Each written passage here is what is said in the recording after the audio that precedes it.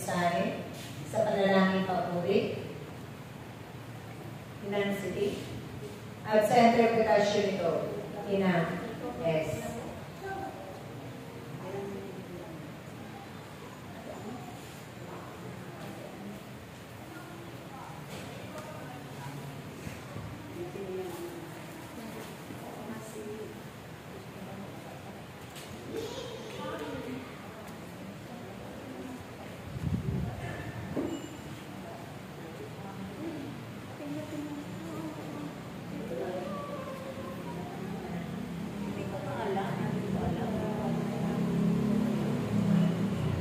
Kapayapaan ay sa kanilang lahat.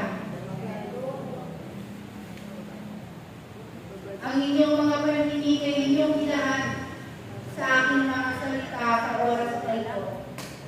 Ako ang inyong Panginoon na lagi ko, ang Panginoon na nagabuhay na mabuti at nagbibigay ng kapayapaan sa inyong lahat.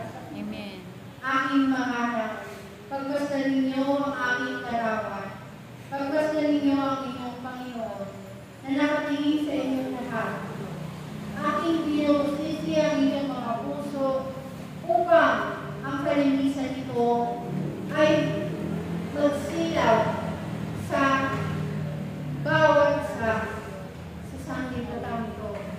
Aking mga anak, ang inyong mga puso ay inyong inisip upang sa gayon ang inyong mga panalangin ay marinig ng aking Ama sa langit. Ang inyong mga puso ay inyong makalinisin upang kayong lahat ay magpagdala ng kaluluwa sa gambala ng aking Ama sa langit.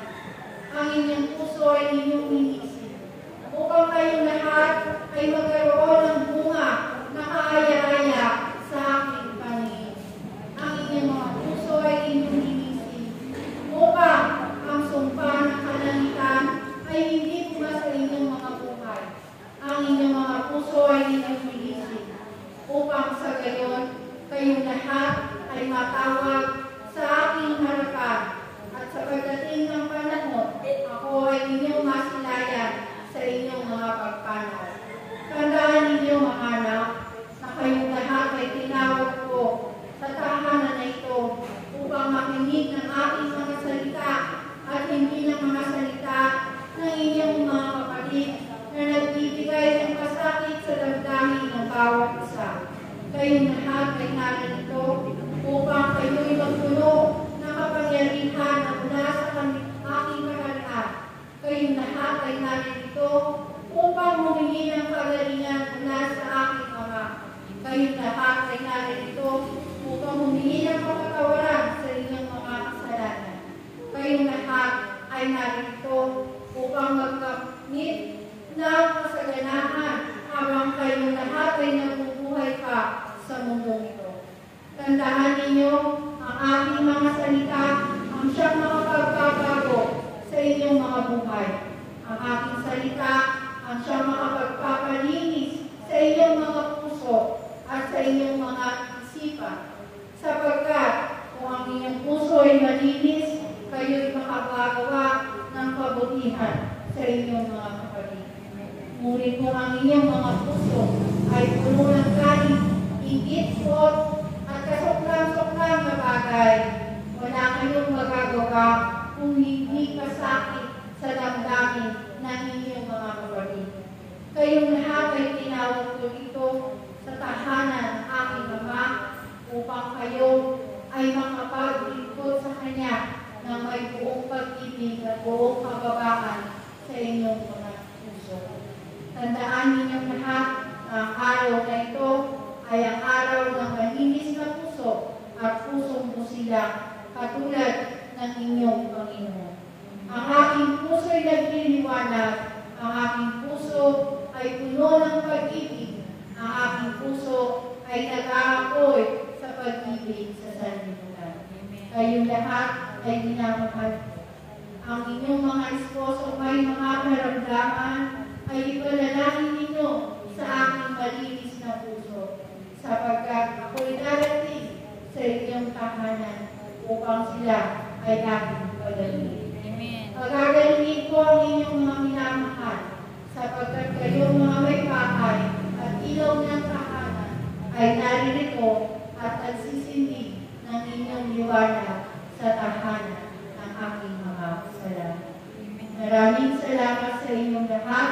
Kayong lahat ay iniibig ng inyong Panginoon. Gawa kayong lahat ay humayong mapayapa at puno ng pag-ibig at pag-asa sa pamamagitan ng pag-ibig ng Diyos. Kayong lahat ay gawa magkaroon ng kasaganahan, makabayad sa inyong mga pinagkakautangan. At ngayon din, kayong lahat ay magtatango ng mga bagay na inyong hinihingi sa akin, sa kaharian at sa kalangitan ng aking Ama sa langit. Ilahad ninyo ang inyong mga kamay, sapagkat bubuksan ko ang pintuan ng langit at ibubuhos sa inyo ang kasaganahan mula sa trono ng aking Ama, patungo sa inyong mga palad, sapagkat patid ko ang pagtatakot ninyo sa inyong mga buhay. Aking ibibigay sa inyo ang kasagutan sa inyong mga hinihingi sa akin sa oras na ito, sapagkat nakikita ko na ang inyong mga puso ay nagiging kaisa ng aking puso. Tandaan ninyo, anumang galit tampo at pinanakit sa inyong puso ay inyong tanggalin, sapagkat yan ang magiging sagabal sa pagdaloy ng grasya sa inyong mga kamay, aking mga anak. Tandaan ninyong lahat ang sinasabi ng inyong Panginoon, sapagkat ang biyaya mula sa langit ay tutungo sa inyong palad, upang ito ay may bahagi ninyo sa inyong mga mahal sa buhay. Ang mga bagay na aking sinasanggit sa inyo ay mula sa kaharian ng aking Ama. Halio koro moso dosia shan komono kia orasya. Salamat sa inyo. We shall.